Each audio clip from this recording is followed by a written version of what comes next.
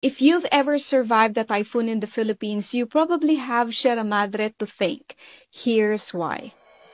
Among the many mountains I've climbed in the Philippines for sunrises and breathtaking views, kakaiba ang Sierra Madre. My journey there wasn't for leisure, but for a story. Dahil malayo-layo pa yung lakad, sakay tayo dito sa truck na dumaan.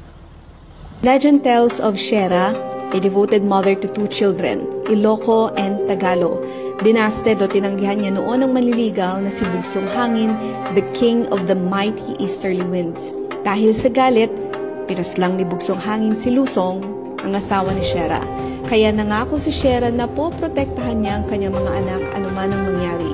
Nang magpadala muli ng malalakas na hangin, si Bugsong Hangin, humiga patagilid si Sierra sa may dalampasigan para protektahan ng kanyang mga anak. Tulad ng ipinangako ni Sierra, the Sierra Madre acts as a natural barrier. Pinahihina nito ang hanging dala ng bagyo. According to the Climate Change Commission, this mountain range has mitigated the impact of over 20 strong typhoons, including Typhoon Karding.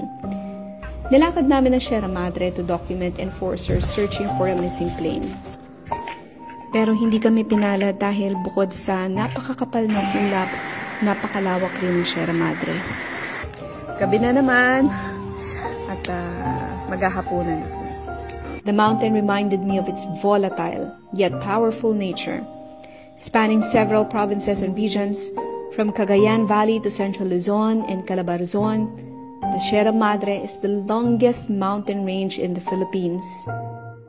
But deforestation is weakening it. If you ever visit the Sierra Madre or see it from afar, remember the countless lives it has saved, or also lost, because of its powerful nature.